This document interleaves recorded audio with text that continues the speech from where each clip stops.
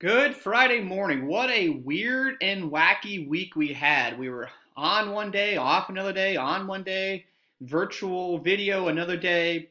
So I went back and forth and I thought to myself, should I have the in-person class on Friday or should I keep it consistent? I decided to keep it consistent and create this online video for you guys. So today's video will be longer and I will ask more of you today than I have in other Friday's lessons simply because we've had 2 snow days this week and we had a holiday this week. I didn't want to fall too far behind. So there is a lot of work, so plan on watching a longer video and plan on doing a little more extra work than you usually do when this video concludes. So some of the things I will go completely through, some of the things I will leave up to you to finish, especially some of the accelerated learning lessons. So let's go ahead and jump right into this. This is our reading for today. It is called The Switch. You can see we have two young ladies looking very similar to each other, so I imagine they might be switching roles. Ooh, maybe. Alrighty, so here we go. The Favor. On Thursday morning, Maddie was running late as usual. She stuffed her hair into her baseball cap, her feet into her sneakers, and her basketball into her backpack. I'm coming, Shelly. Wait up, she yelled automatically, but as she ran past her sister's room, she was surprised to see Shelly still in bed. Maddie stared over at her twin sister. What's the matter with you, she asked. You look terrible. I've got a fever, croaked Shelly. I can't go to school. Lucky, said Maddie. Unlucky, said Shelly. The tryouts for Peter Pan are for today. This is my only chance to get a part. I'm sick on the most important day of the year, and she was just about wailing. Maddie tossed Shelly a box of tissue. It isn't that bad, she said. Everyone knows that the last day of the World Cup finals is the most important day of the year. Soccer rules. Shelly tried to smile, but Maddie could see how disappointed she felt. The play was all she had talked about for weeks. I wish I could stay and cheer you up, but I got to go in 5 minutes. Mr. Deary will have a cow. Mr. Deary was her 5th grade teacher. Ooh, ooh. A cow, Deary. Get it? But Shelly wasn't laughing. Wait, she said. Do me a huge favor. Something in Shelly's voice made Maddie feel uneasy. What favor? She asked, but she didn't think she wanted to hear the answer. Be me today. I can't be you, said Maddie. I have enough trouble being me. Come on, Maddie, Shelly pleaded. Take my place at the tryouts so I can get a part. Maddie shook her head. I just wanted a small speaking part, said Shelly. You'll just have to read from the script for 2 seconds. Shelly held up her favorite blue sweater and the daisy headband. Please, Maddie, I do it for you. Maddie frowned at Shelly's prissy clothes and shook off her head. I miss basketball practice. That big fat tear rolled down. A big fat tear rolled down Shelly's cheek. Maddie sighed. How could she say no? She pulled on Shelly's sweater and headed over her head, and Shelly traded backpacks. Then Maddie kicked off her sneakers and stepped into Shelly's sandals. She put on Shelly's headband and picked up her pink backpack. You owe me, she said. Maddie and Shelly never switched places, so Maddie was surprised how easy it was. With the daisy headband, no one questioned her identity. She turned in Shelly's book report. She beat Travis Fitz at wall ball, but even Shelly could have done that. Shelly's friend Lauren was thinking about the tryouts, so she wasn't paying close attention. Maddie pretended to feel nervous right along with her. It's kind of funny. The tryouts. When the tryouts began, Maddie wasn't just pretending any longer. Miss Sanchez, the music teacher, sat in the piano. Mr. Deary waved his clipboard and yelled to be quiet. When I call your name, tell Miss Sanchez what song you'll be singing and step forward. Song? Singing? Maddie felt panic squeezed in her stomach. Delane Jackson tried out first. On every high note, his voice squeaked and like air escaping from a balloon. Maddie's stomach twisted painfully. She grabbed Lauren's arm and started to say she couldn't go through with it, but then she remembered she was Shelly. She was supposed to be living for this moment. Mr. Deary called Shelly's name. Maddie crossed the stage, stopped at the center spot, and lined up the toes. Shelly's sandals with masking tape to the floor. What song are you going to sing? Miss Sanchez held up her hands over the piano keys and raised her eyebrows. Maddie closed her eyes. She tried to swallow, but her tongue felt like a huge chunk of cardboard. She told herself to pretend that she was at the free throw line at the basketball game. She took a deep breath. Shelly, Miss Sanchez nudged. Maddie said the first thing that came into her mind. I'll sing Take Me Out to the Ball Game. Miss Sanchez gave Maddie a funny look, but then she played the bouncy introduction. She nodded her head to begin. Maddie started singing. Her throat squeezed around every note. Her voice shook. Mr. Deary motioned for her to sing louder. The song seemed to last for about a month, but Maddie finally wobbled her way to the end. She hurried back to her spot next to Lauren. Lauren frowned at her, starting to say, "Uh-oh," thought Maddie. She'll never would have picked that song. Excuse me while I faint dead away, Maddie said, giving her last bit of imitation of Shelley. Lauren giggled. Mr. Deary called names of the groups for 5 the dance tryouts. Shelley was good at this stuff. Maddie had tried to hide behind Delane and follow the steps. Step, slide, step together. 1, 2, 3, hop, said Mr. Deary. Even Becky Lee made it look easy, and everyone knew how clumsy she was. Maddie stumbled and bumbled her way through the dance, and while Mr. Deary yelled, Shelley, slide, step together. Left, Shelley, turn to the left. The cast. When Maddie got home, she found Shelley in the family room. Excuse me. She wanted to hear about my day, asked Maddie, glaring into her sister. But first of all, your math group had a quiz. Do you want to know how you did? You got 24.5 minus 0.5 divided by 12 guesses. Wow, that's a tough one. I'm sorry I forgot about that, said Shelley, but tell me about the tryouts. Oh, I had tons of fun, said Maddie. Why didn't you tell me about the dancing and singing? Why didn't you forget that too? Shelley looked guilty. It was really bad experience. Thank you very much, Maddie spat. I felt like a total idiot, by the way. You look like one. She stomped out of the room. On Monday, Mr. Deary announced the cast. Kids squeaked and clapped as they called names. Last but not least, he said, Maddie Giles, you will take the role of Twin 1. Curly and Shelley Giles, you will take the role of Twin 2. Nibs. Maddie said, you cast me in the play? Of course, laughed Mr. Deary. Your acting that day fooled everyone right up until you got to the tryouts. But you can't carry a tune in the bucket. And Shelley sings like an angel, even when she's all nerves. And you are as graceful as a cat. But she has 24.5 minus 0.5 divided by 12 left feet. I get that. That's kind of like our math that we've been working on. Little PEMDAS action. Maddie laughed. How many is that? Asked your sister. Mr. Deary said she'll be working out her math makeup quiz. Maddie and Shelley looked at each other. They wore identical grins on identical faces.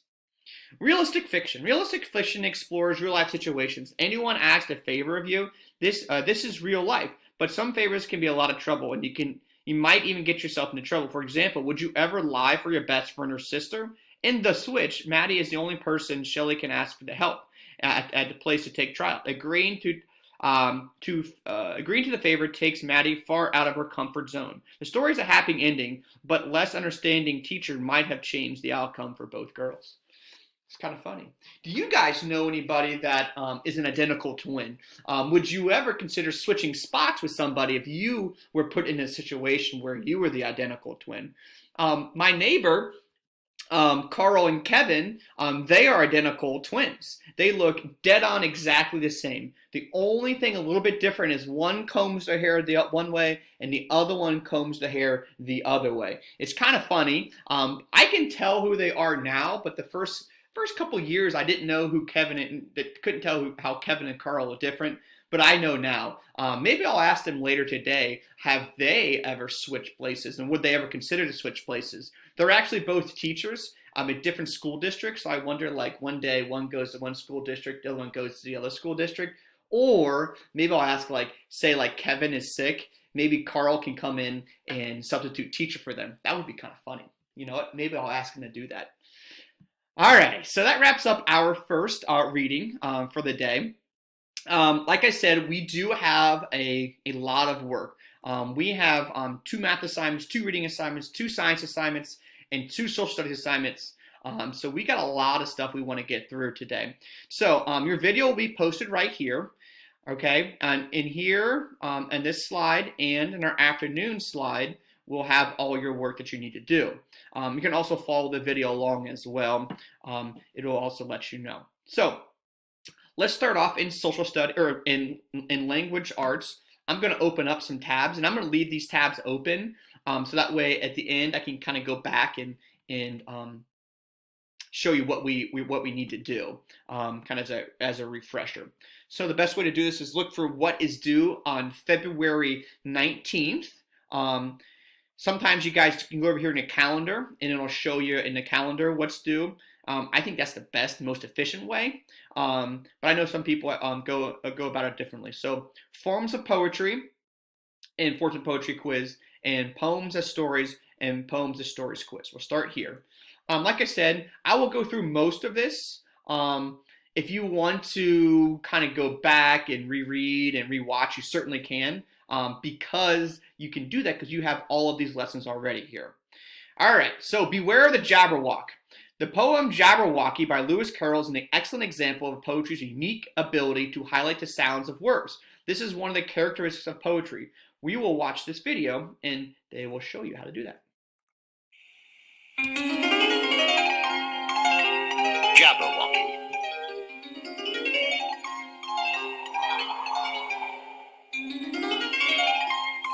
'Twas brillig, and the slithy toves did gyre and gimble in the wabe.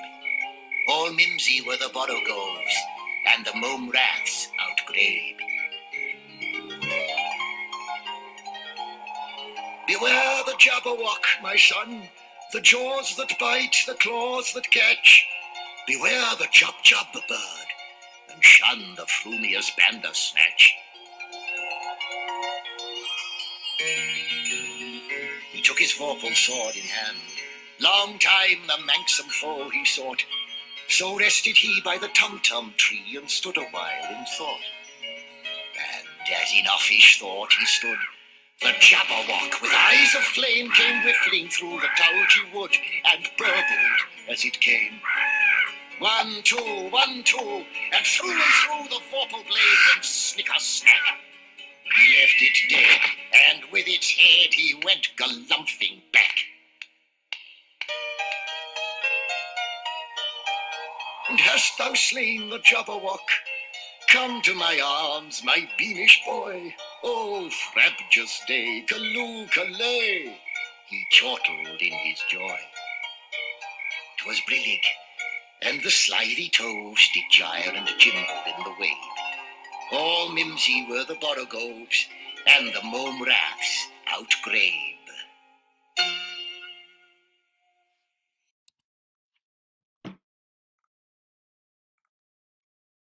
What happens to the Jabberwocky? What is the poem's plot? Pause here to answer. A father sends his son off to kill the monster Jabberwock, warning the boys to be careful of other beasts along the way. The boy looks long and hard for the monster. He finally finds it and kills it with the monster with his sword. The boy is welcomed home by his proud father. So narrative poetry. Lewis Carroll is most famous for his novels including Alice's Adventure in Wonderland. The poem Jabberwocky appears in the sequel to his book, but has also been published in its own many collections in children's poetry. It has remained a very popular narrative poem with young children. Jabberwocky is an example of a narrative poem, or a poem that tells us a story. Narrative poems are meant to entertain readers. One way they do this is by using poetic language, which can include the rhythm or rhyming of words and nonsense or made-up words. Let's reread this this part of the poem. This is my kind of favorite part of favorite type of poetry is a narrative poem. Just because I kind of like things that tell a story and kind of tell like a fantasy type of story. Beware the Jabberwock, my son, the jaws that bite, the claws that catch. Beware the Jub-Jub bird, and shun the frumious Bandersnatch. He took his vorpal sword in hand, long time the man exome foe he thought. He rested by the tum-tum tree, and stood a while he thought. Just as uffish thought he stood, the Jabberwock with eyes of flame came whiffling through the tulgey wood and burbled as it came. 1, 2, 1, 2, through and through. The vorpal blade went snicker-snack. He left dead, and with his head he went glumping back. So first thing, you can see why I wanted the professional reader to read it because there's a lot of hard words in there. But why we use this is because it gives the story meaning. It gives the story the sounds and what it really gives your imagination what it's really like. So what happens in the first scene in the poem?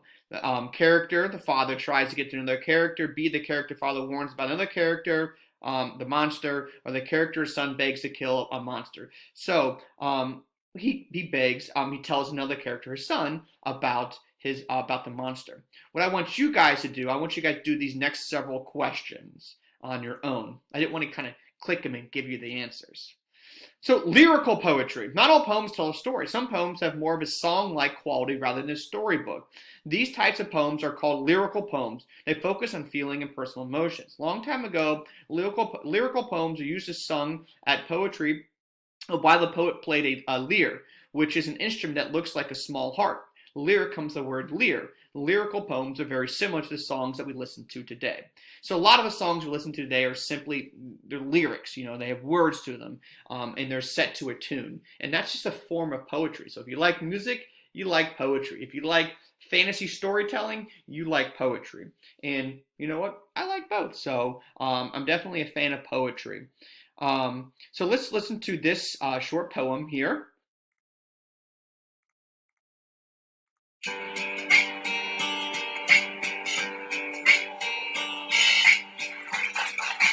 My name is Lauren Johnson. The name of my poem is called It Takes More. Use your time and use it wise to see beyond the sight of eyes and see within the sight to acquire true insight to save you from unwanted plights and lonely nights. No altar or disguise, just be thyself and truly learn, enough not to speak foolishly. A mind for you, what a gift to have to change our world and create our path.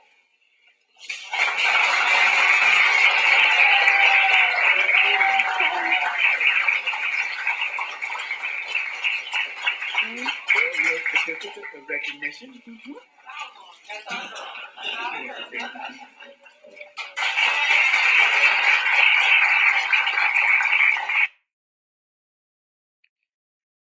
So, if you weren't able to catch all the words, here are the words right here.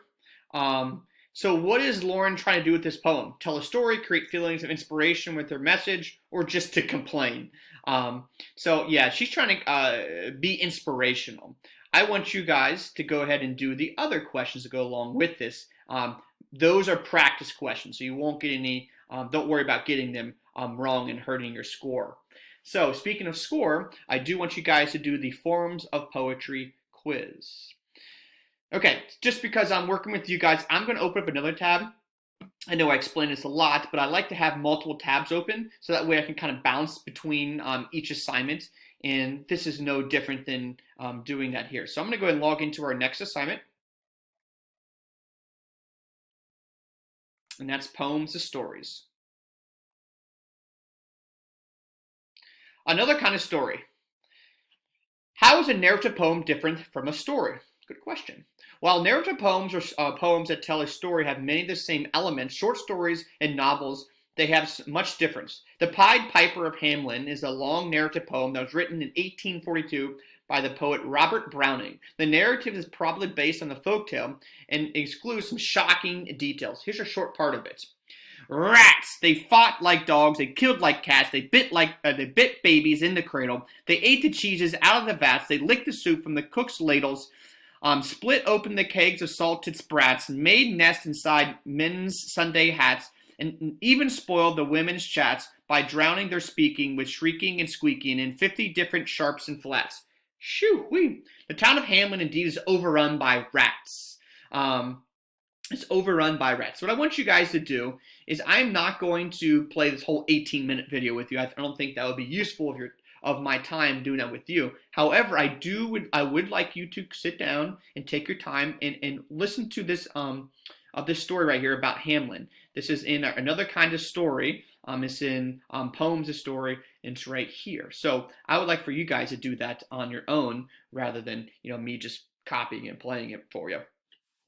The previous page, you listened to the Pied Piper of Hamelin. They found the narrative elements of the poem. To figure out the theme or main subject of a narrative poem, you can look at what choices the characters make and what happens to them as a result of their choices. You can also look at the line or section of the poem that gives you clues about the story's theme. Poems are more likely to provide these kinds of clues than prose stories are. We're going to read the last 4 lines of the poem, which tell a boy named Willie, perhaps the poet's young friend, about what he should learn from the stories. Wiper of scores out means people who settle scores or people who pay their debts to other people. So Willie, let you and me be wipers of scores out with all men, especially pipers, and whether they pipe us free from rats or from mice, if we've promised them anything, let's keep our promise. So what line gives you a clue about the biggest story about the theme? The last line shows you below. It gives you the biggest clue to the theme of the poem. If we promise them anything, let us keep our promises. What is the theme of the Pied Piper? The theme of this poem is the importance of keeping promises and paying off debts. Poems versus stories. Unlike short stories and novels, narrative poems are written in lines and stanzas instead of paragraphs. A stanza is a group of lines set apart by a line of white space, but there are also other less obvious differences too. We will read along with this stanza and you focus on the sound of words and not just the meanings. You should hear some extra in the lines that helps you understand how the poet wants you to feel about the story. The mayor was dumb, and the counselor stood, and as if they changed into blocks of wood, unable to move a step or cry, to the children merrily skipping by, could only a few with the eye that joyous crowd the pipers back, and how the mayor was on a rack, and the wretched counselor's bosom beat, as the piper turned from the high street to where the Weser rolled its waters, right in the way of their sons and daughters. However, he turned from south to east, into Koppelberg Hill his addressed, and after him the children pressed. Great was the joy of every breast. He came across that mighty top. He forced to let the piping drop, and shall see our children stop. When, lo, as they reached the mountain side, a wondrous portal opened wide, as the cavern was suddenly hollowed, and the piper advanced, and the children followed. And when all were in the vast last, the door in the mountain shut fast. Whew. How these lines make you feel as you read this section, read or listen to this poem. For most readers, the listener in this section of the poem is full of excitement. First, you might feel the dread that the children are going to drown. Then you might feel relief that they don't actually drown. Finally, you feel shocked when the children disappear into a magical portal. How does the poem's language and wording affect the reader's emotions? The pace of the lines pushes the readers to read faster. It was hard to read it slow, but the pace wanted you to read it faster and faster. The rhyming at the end of the last 2 lines, last and fast, make what happened feel more shocking. How are the narrative poems different from narrative written as prose and stories? Narrative poems use the sounds of words and lines to help readers feel different emotions. Stories lack this poetic element. So this takes you to Poems as Stories quiz. Ooh, too far. Now we are going to actually go into science. If you look on here, we've done this guy, Poems as Stories, and we've done Forms of Poetry quiz. Now we need to do our science. So we'll go into our science. Actually, open up 2 tabs. Open up our science. Let's get into that. Excuse me. We're going to go to the one that's due on February 19th. You got to really scroll down here. So we have refraction of light, and then we have reflection. I want to make sure I say this right. Refraction versus reflection. Refraction versus reflection. That is today's, those are our lessons for today. We're going to start off with refraction. See, refraction, okay? Electromagnetic energy in the sun produces only a tiny portion visible to us. As white light from the sun passes through our atmosphere, sometimes tiny droplets of water can act as prisms, bending and spreading the white light to show all the colors of the rainbow. All of the 7 main colors packed into the white light, red, green, and blue, are classified as the primary colors. So let's watch a video kind of describing that taking place.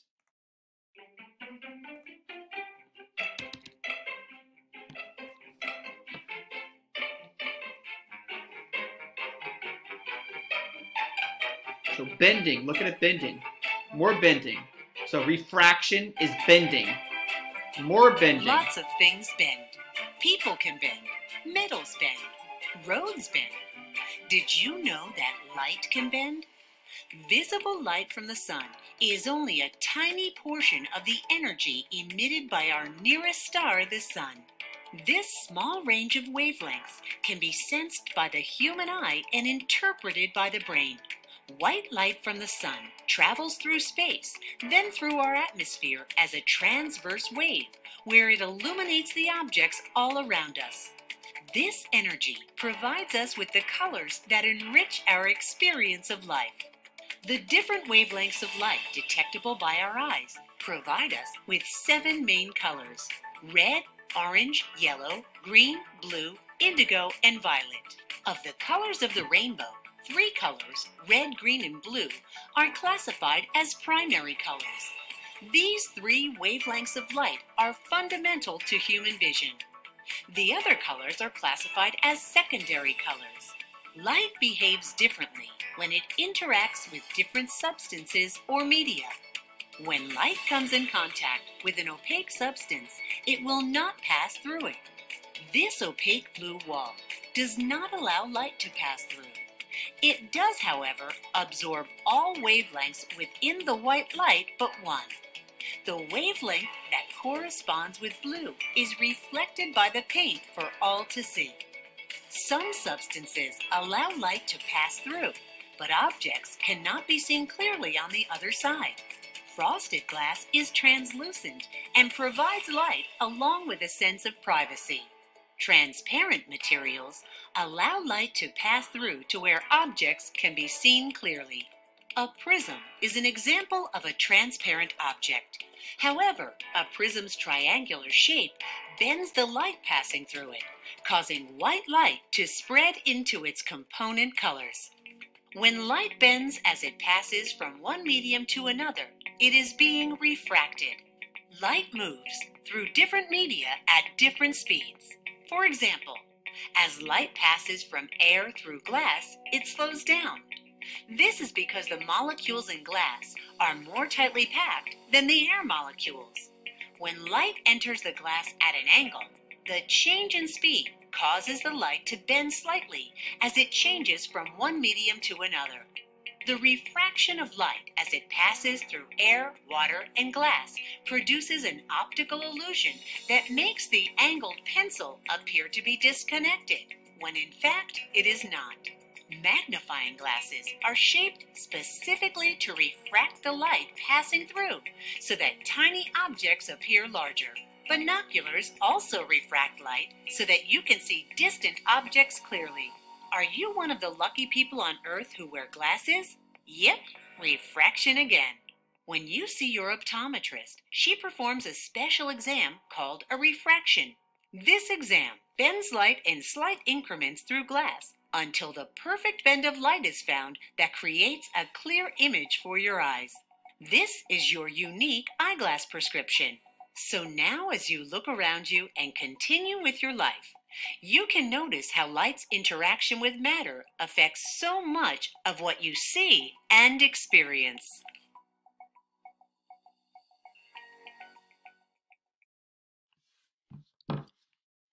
So, refraction. The key thing I want you to take away from that, light can be bent, really slowed down when it goes through different objects that are translucent, like glasses, windows, cups. Light slows down. So when it goes through something that is like glass, light slows down just a little bit, and so that's what we call light bending. So That takes us here. In what ways are different colors of visible light different from each other? They have different wavelengths and frequencies. So red is different than blue, and blue is different than green because they have different wavelengths, different frequencies. What are the seven colors of visible light? You guys know this as Roy G. Biv: red, orange, yellow, green, blue, indigo, and violet. A beam of light refracts or bends and travels from air into water and refracts again, even more, when it passes from the water into the glass. What can you conclude about the sequence of events? Well, simply, glass is more dense than water. If it's slowed, if you run, think of it like this. Let's say you're on a deck of a pool, right? Say you're by the kiddie pool, right? If I were to race you guys, straight up, if I just said, on Marcus said go, I probably should be able to beat most of you guys in a race. However, if one person was on the pool deck and there was no lifeguard telling you not to run, and I was in the baby pool, and we said, and Marcus said go, I had to run to the baby pool, and you had to run on alongside the pool deck, you're going to win because the water is slowing me down. Just like the water slows me down, light is slowed down by water. And glass slows light down even more. And that's what we're getting at here. So that takes you to your first science quiz, which is called the refraction of light. Refraction of light. Remember, when you're taking these quizzes, go back, open up another tab, and just go back and look at the quiz and do the quiz along with the notes just on another tab. And that way you have something to look at, so that way you can get your more questions correct. I mean, you're allowed multiple attempts on the quizzes. So if there's for some reason it's not giving you multiple attempts on the quiz, just let me know and I can kind of fix that for you. So now we're going to switch from refraction, the bending of light, to now reflection, which is the reflection of light. Think of like a mirror. When light hits a reflective surface, it changes direction. Many materials reflect light that are illuminated with white light. The color that you see is the wavelength of light reflected by the material, while all the other wavelengths of the light in the spectrum are being absorbed. So, for example, orange, right? You see orange on my shirt? Red, yellow, green, blue, indigo, and violet are all being absorbed into my shirt. What's being reflected off my shirt right here? Orange, right? All the lights are coming in, except orange is being reflected. Same thing with black. All the colors are being absorbed here to make this black color. Okay, so, and you get things like brown, where you mix yellow and orange. That's what the color you get. And I'm trying to think of some other colors that are non-primary colors. But that's how you get those. All the colors are absorbed into your shirt. Only the color that you see is reflected. So orange is being reflected off this shirt here. Let's go ahead and watch this video. It's going to explain it a lot better than I just did there.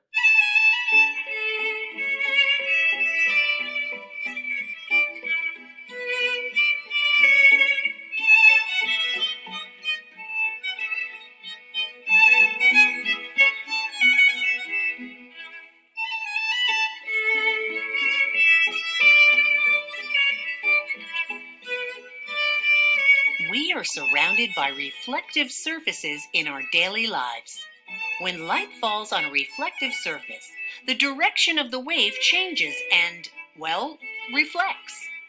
According to the law of reflection, the angle of the light traveling toward a reflective surface, also known as the incident ray, is the same as the angle of the reflected ray. This only applies to a perfectly flat surface. The angle of the reflective ray differs from that of the incident ray with a curved reflective surface. This distorts the reflection of light, producing a misshapen image.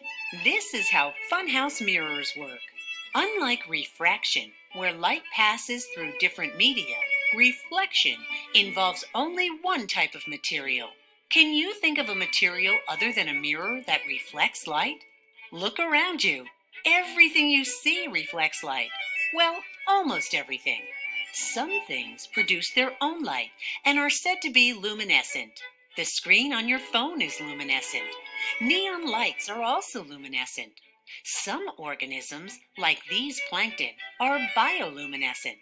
They produce proteins that glow. Many types of jellyfish also produce their own light. Most of the matter around you does not produce its own light. To see an object that is not luminescent, it must be illuminated.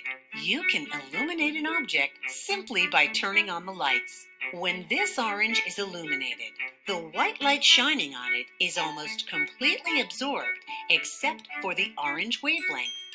The wavelength of light that produces this color is reflected by the material it is made of. This is the color we see. All objects with color are reflecting a specific wavelength of light, whether it's red, green, orange, or any other shade of color of the rainbow. What about objects with no color? The coat of this cat is both reflecting all colors and absorbing all colors. The white fur reflects all wavelengths of white light. Since all colors combined produce white, that is what we see. Black fur is an opposite phenomenon. Black surfaces absorb all wavelengths of light, reflecting none. When you look at a black object, you are observing an absence of light. Sometimes an absence of light can be pretty cute. We live our lives mostly in the presence of white light illuminating matter all around us. But what if the light illuminating an object was not white light? When this red apple is illuminated with white light, it appears red as the red wavelength of light within the white light is reflected. If we illuminate the apple with green light, what color will the apple be? Since the material of the apple reflects red light, it will not reflect any wavelengths of the green light. It will appear dark or black because it absorbs the green light. You can experience colored light by settling in to watch a sunset. As Earth turns away from the sun, the shorter blue and purple wavelengths of the sun's light scatter in the atmosphere, revealing only the longer wavelengths of red and orange hues.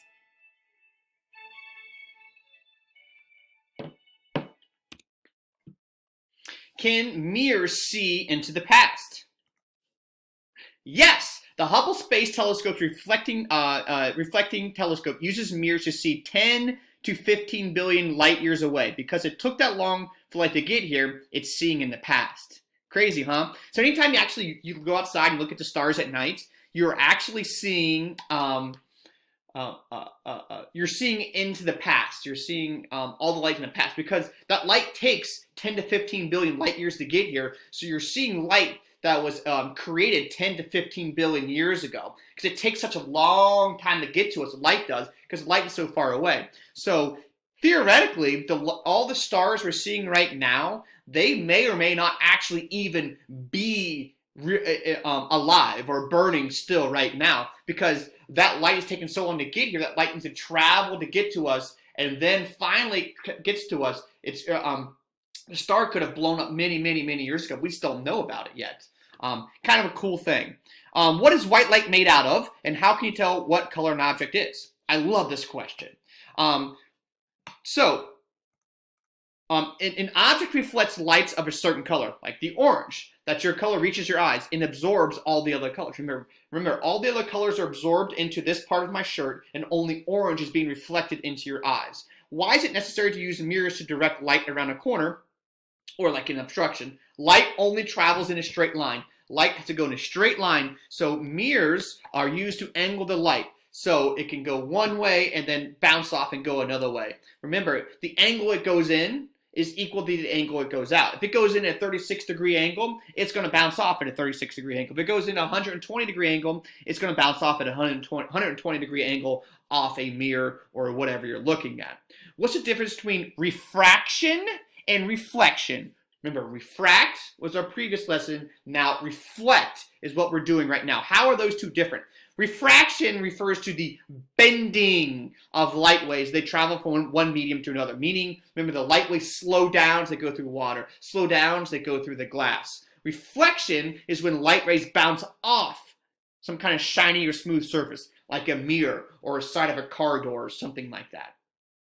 So let's take you to your quiz. This is a reflection a light quiz.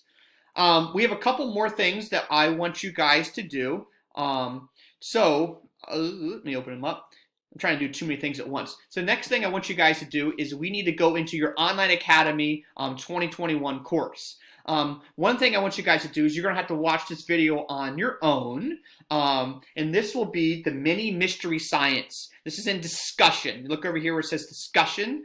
This is where you're in discussion. I believe we are in discussion post number 18. Discussion post number 18. And here's discussion post number 18. You're going to watch this video. But before watching this video, which animal do you think has the biggest heart? Before watching the video, what animal has the biggest heart, size-wise? Not like, oh, you got such a big heart because you care. No, I'm talking like big, like the size of a heart. Are there other animals, or are there organisms with no heart at all? And what is one takeaway from this video that you could share with another person, maybe an adult or a brother or sister that's living in your house? What's one thing you could take away from that? Go ahead and watch this video. Respond to these questions right here where you hit reply. You can reply directly to my question. You can reply to other people's questions. You can like other people's accounts or other people's posts. I want to see you guys all do this. This is a really good one. And then the next thing I'm going to have you guys do is your journal entry. Your journal entry, and like I say every week, your journal entries, again, it's right here in Online Academy. If you go into modules, your journal entries are probably my favorite things that I like to do because I get to see who you are. You know, it's just like journal entry number 18. I get to see who you are. You know, what you think, and just it's like a personal message between you and I. I really enjoy that. In this week's journal entry, oh, I got something on my. Ooh, that hurts. This week's journal entry, am obviously waiting, or I want 10 sentences. Obviously, I would like for you to do more, if possible. Capitalize and punctuate, obviously beginning in each sentence. So, I like this. Where are you the happiest? Where's a place that makes you the happiest? Where's a place that makes you the happiest? You see this young girl here. If you guys watched, watch this show, you know what I'm talking about. So where are you the happiest? It's a place. It could be in your house. It could be on vacation. It could be anywhere in the world. It could be outside the world. Where are you the happiest? I'm looking forward to reading these because I enjoy just being happy, and reading about where you guys are happy makes me happy. So I'm looking forward to that from you guys. Alrighty, so that does the Poems and Stories quiz, that does Reflection of a Light quiz, that does the Forms of Poetry quiz, and that takes care of the journal entry number 18, Mini Mystery Science number 18, and Refraction of Light and quiz. So that's the first part. So right now we're probably about halfway done here. Now let's go and take a look at our things in the afternoon. It really hurts. We have the Gold quiz, the Land and Native Americans quiz, the Operation exam, and Translating Words into Math quiz. So let's go ahead and open all those up and let's take a look at them. So let's start with our very first one, our math one. We'll log into math.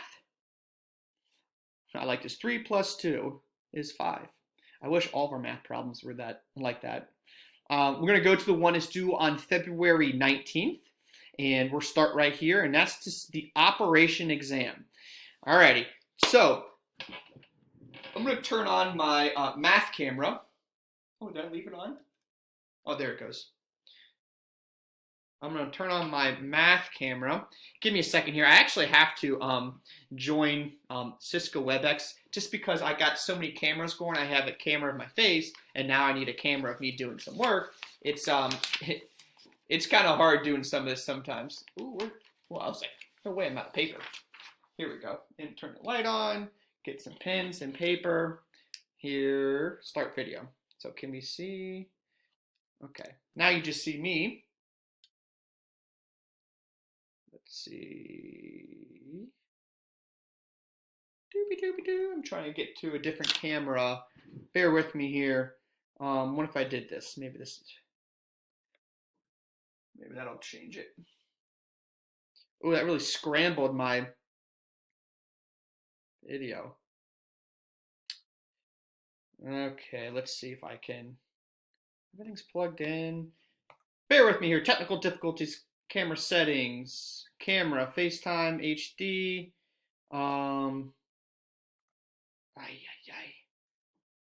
let's turn this off.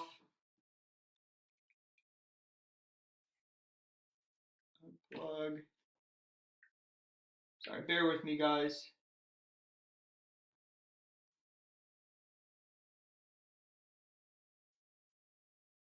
Ah, see, I told you I could get it done.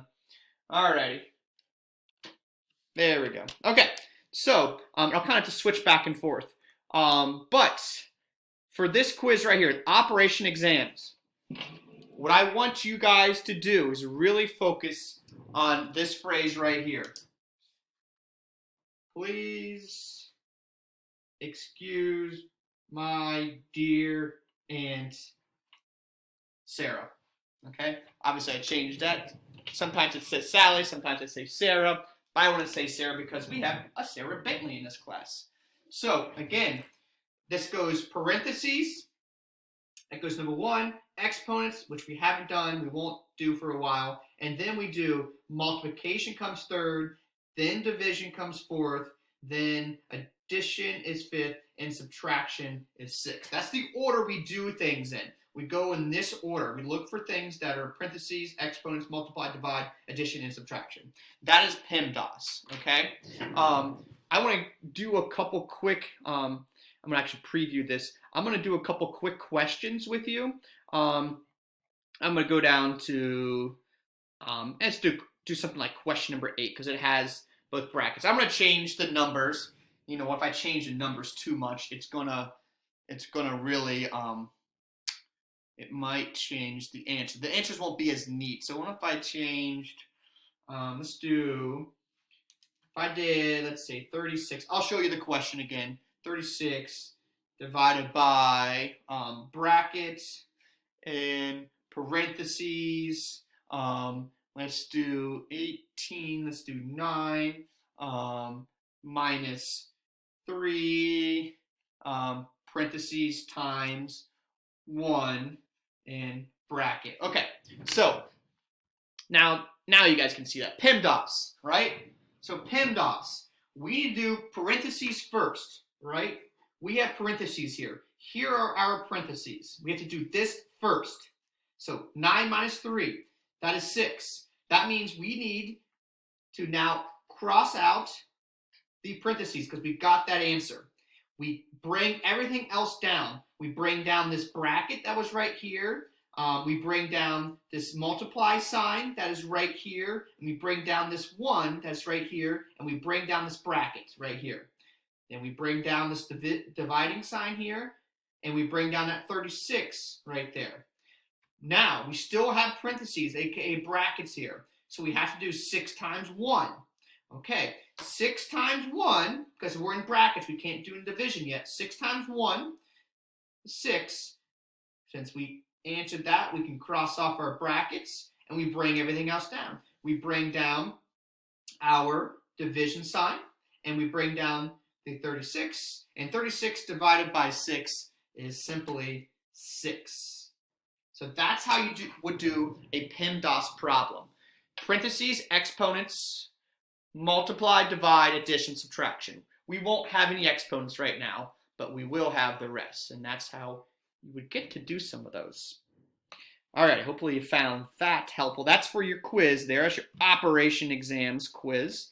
Now let's go ahead and open up our Canvas again, and we'll go to our second math assignment. The operation exams will take you some time, okay? Remember, you can do the exam multiple times, okay? Review your answers after you submit them, and then rework the problems again to see if it can help you out get some of the correct answers. I really want you guys to score highly on these.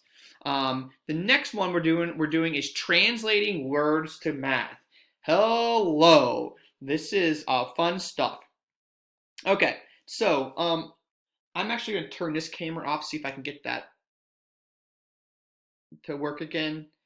Let's see here. I think I made a mistake there. Let me pause the video real quick. Sorry guys, I don't think you're gonna be able to see my face now. I think this it got blurred out because I switched cameras too much, and I think this guy is gonna be kind of weird looking. All right, so Whoops, sorry, too far. Math operation words. You know that math and operations are used that you use are addition, subtraction, multiplication, division. However, there's some other words that are used to tell you what operations are. Here are some. So addition, okay? Show term, added to, plus, another term, sum, another term, more than. Subtraction, another word for that is minus, another word for that is difference, another word for that is less than, and another word for that is take away. Okay, we've all seen these words before. I just kind of want to refresh some of those words. Some other words for multiplication. Multiplied by, product of, and groups of. Division, quotient of, equal parts, and per. You know what? I didn't know that one. It's pretty good. So those are some good ones because you need to kind of know some of those words. Alrighty, so we're going to take these and we're going to put these in the correct order, or correct order, in the correct spot. So we're either going to add this or that. So add, put together or combined. Yep. Subtract, separate or equal groups or find out how much is less. Multiply, put together or combine, put together in groups of equal parts. I got it wrong. You're right, it would be the bottom one. Divide, separate into equal groups, put groups of equal parts together. Yay. So I did okay. Okay, so translating words to math problems. I am not going to have you guys watch this video because it is 10 minutes long. And you guys can watch this, well, you should watch this video on your own. I just think it'll be better quality if you watched it on your own rather than me just playing this 10-minute long video because it's going to be a recording of a recording and it's never as good. So in this case right here, 942 plus 837. What is the math expression? You simply put the addition sign there. That's what we're missing, was the addition sign. 27 divided by 3, you need to do this sign right there, the division sign. Or you can actually even do it like that. 32 minus, you need the negative sign there, right? The product. Product means multiply. So you're trying to multiply those two. Sum means add. So you need to add the multiples, or add sign. 21 more than 50, this is actually going to be a subtraction, or sorry, addition problem. I don't know why I was saying subtraction. I know why, because I was looking at this one. 32 less than 60, there's your subtraction sign. And 15 groups of 5, divide, or multiply, this parentheses also means multiply, okay? This parentheses means multiply. It's a new way of writing it. Quotient, dividing, and take away. We know what take away means, guys. Take some time to review those. And if I was going a little too fast, pause the video. Go back, rewatch them, look at it again. Alrighty, so let's look at some of these word expressions. I like to just jump right into the, I like to jump right into the actual examples. Okay, the product of 9 divided by 9 and 8 divided by 6. Well, it's 9 times 8 divided by 6, right? Because you got to put this in parentheses if you want that done first. Remember, PEMDAS. The quotient of 56 and 20 and 7. Got to put that in got to put this in parentheses, and then you have the addition. You can do the addition before, or you can do the addition after, as long as this is in the parentheses. The difference between the 15 and 8, so you have to do that in the parentheses times 12. The sum of k and 12. K represents any number. It could be X, it could be Y, it could be Z. It doesn't really matter. They chose K in this case. So that's got to go inside K plus 12. K is a number. It's a variable. It could be any number.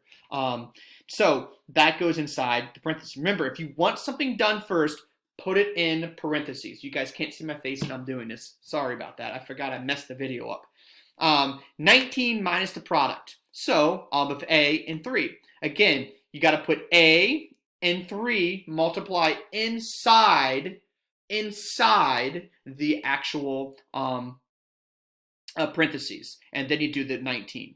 Okay, that takes you guys to your quiz here, and this is a four question quiz. It's called Translating Words into Math. This actually gets pretty fun. This is like we'd always talk about physics. This is kind of part of it because in physics we use a lot of different variables. We're starting to get into some equations. This is some really cool math.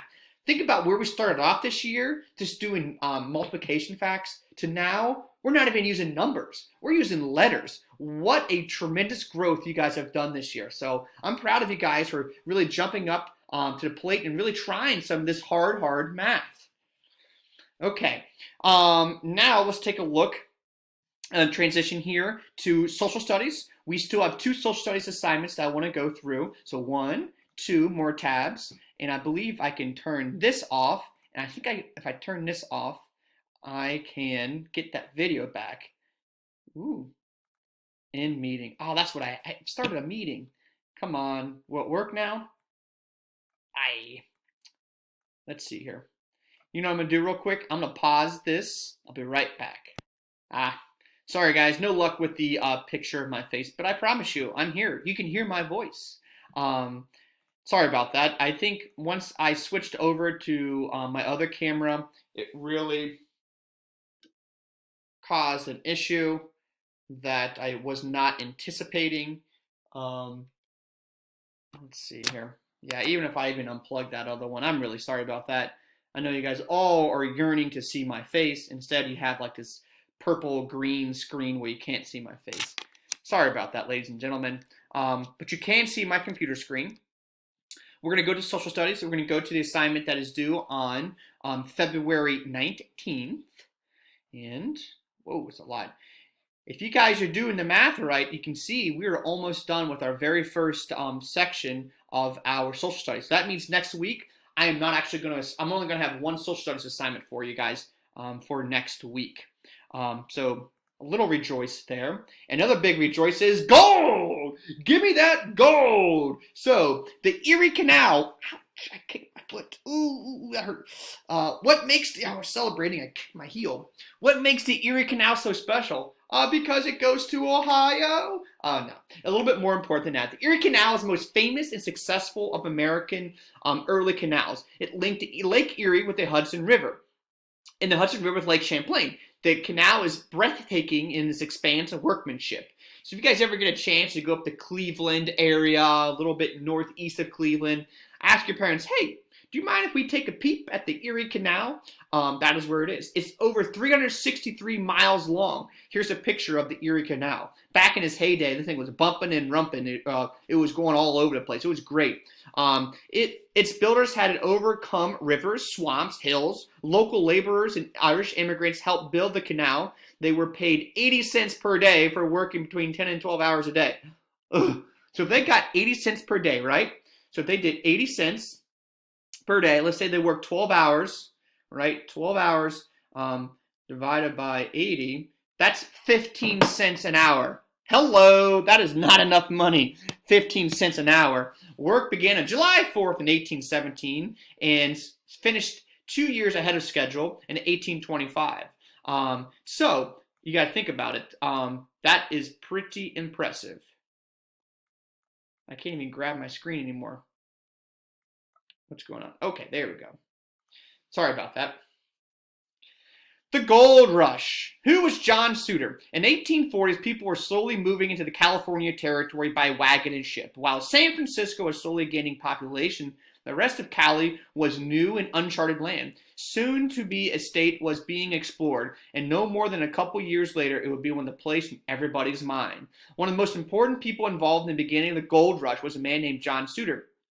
That's his likeness right there. He moved to California in 1839 with a dream to conquer the unpopulated territory. John Suter was a Swiss immigrant who quickly established himself as a Californian. He hired hundreds of workers and built a large ranch of 12,000 cattle. Suter had all the dream of ruling it. The large agricultural land, he wanted it all to himself. In the year of 1847, Suter was busy building his empire. He sent men down to the American River and the foothills of Sierra Nevada, so mountains. About 50 miles from the ranch, he built a sawmill that would provide with lumber. James Marshall was one of the men sent to construct a sawmill. That day, January 24th, in 1848, the task was almost completed when Marshall happened upon a great discovery. Can you guess what it was? I reached my hand down and picked it up. It made my heart thump. I was for certain it was gold. The piece was about a half the size of the shape of a pea. Then I saw another. Although men tried to go back to work, they kept happening upon more and more glittery pieces of gold. Marshall and the other workers aside to share the findings with Suter. So, Sam Brannan's plan. Here's Sam Brannan. Suter collected that metal that John Marshall and other men found was indeed gold. He was very upset, and he had an agriculture dream to build. He didn't want the attention of gold would bring.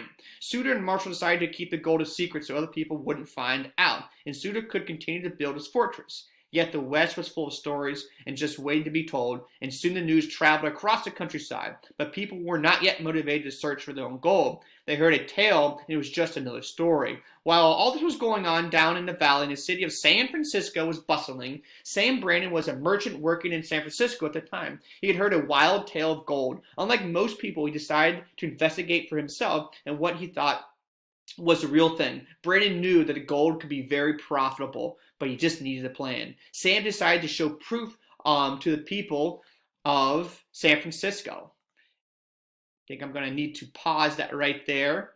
I'm running out of space here. I'm going to have you guys read this here. I'm kind of running out of space here, so I can't spend too much time on here. But this is where the term 49ers come from. The term 49ers, because they came in the year of 1849. I'm going to quickly show you your next one. I'm running out of space here. If you guys saw that little alert that I got up here, unfortunately, that's kind of what happens sometimes. You know what? I'm going to pause the video. I think I might pause the video. I don't want to lose this hour-long video that I've created here. I'm going to pause it right here, and I'll have you the second video, which will be Land and Native Americans.